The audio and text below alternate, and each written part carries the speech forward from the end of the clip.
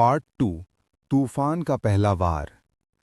विवान और मेघा का रिश्ता अब सिर्फ नजरों और छुपी मुस्कानों में नहीं था।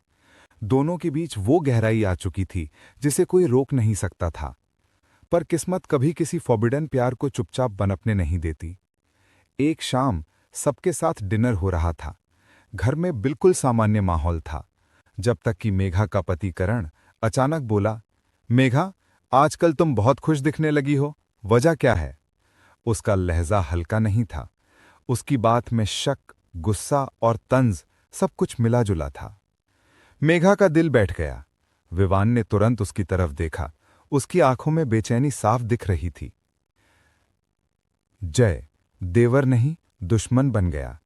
अगले दिन करण ऑफिस से जल्दी लौट आया। घर में सन्नाटा था। मेघा किचन में थी और विवान अपने कमरे में। करण ने बिना बताए सीढ़ियों पर चढ़ना शुरू किया। वो चुपके से विवान के कमरे के दरवाजे तक पहुंचा। कमरा थोड़ा सा खुला था।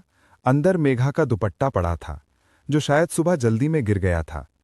करण ने दुपट्टा उठाया, मुट्ठी में कस लिया। उसकी आंखें खून से भर गईं। तो यही खेल चल रहा है मेरे ही घर में? उस रात घर में तूफान आने वाला था। कॉन्फ्रंटेशन, वो पल जिसने सब बदल दिया। रात को खाना लगा था, सब टेबल पर बैठे थे। वातावरण में खामोशी इतनी भारी थी कि सांसें तक सुनाई दे रही थीं। और तभी करण ने टेबल पर जोर से हाथ मारा। मेघा, ये दुपट्टा कहाँ गिराया था? मेघा के हाथ कांप गए। विवान का चेहरा सफेद पड़ गया। मेघा ने डरते हुए कहा, शायद कपड़े रखते समय। करण चीखा, कपड़ों की अलमारी तुम्हारे कमरे में है, ये विवान के कमरे में क्या कर रहा था? पूरा घर हक्का बक्का। सास ससुर एक दूसरे का चेहरा देख रहे थे। विवान उठकर खड़ा हुआ।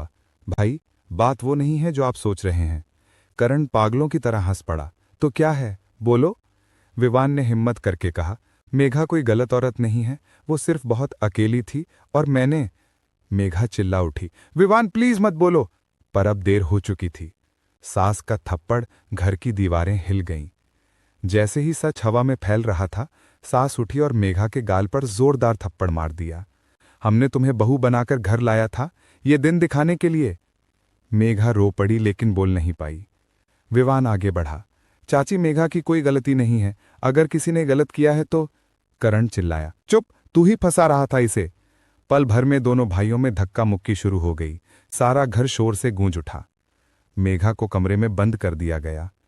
सास ने आदेश दिया, मेघा तू अपने कमरे में जा, अभी। उन्होंने उसे कमरे में धक्का देकर दरवाजा बाहर से बंद कर दिया। मेघा अंदर फूट फूट कर रो रही थी। वो बार बार कह रही थी, ये रिश्ता मैंने किसी को चोट पहुंचाने के लिए नहीं चाहा था। लेकिन उसकी आवाज किसी को सुनाई नहीं दे रही थी। विवान, जिसने घर छोड़ने का फैसला कर लिया। रात के 2 बजे घर में हर कोई सो रहा था, पर नींद किसी को नहीं आई। विवान धीरे से मेघा के कमरे के बाहर आया। उसने दरवाजे पर हल्के से हाथ रखा। मेघा, मैं तुम्हें ऐसे नहीं छोड़ सकता। कमरे के अंदर से टूटी हुई आवाज आई, विवान, इस घर में अब मेरी कोई जगह नहीं है। विवान की आंखें भर आईं। उसने गहरी सांस ली और कहा, अगर तुम्हारी जगह नहीं है तो मेरी भी नहीं है। मैं सुबह होते ही ये घर छोड़ दूंगा। मेघा चीख पड़ी, नहीं विवान, ऐसा मत करना। पर विवान ने बिना एक शब्द और कहे कदम पीछे हटा लिया। सुबह होने से पहले कुछ बड़ा होने वाला था। सुबह जैसे ही सूरज निकला, करण ने सबको हॉल में बुला लिया। उसके हाथ में तलाक के कागज थे। मेघा का दिल जैसे रुक गया। आगे क्या होने वाला था, ये किसी ने नहीं सोचा था।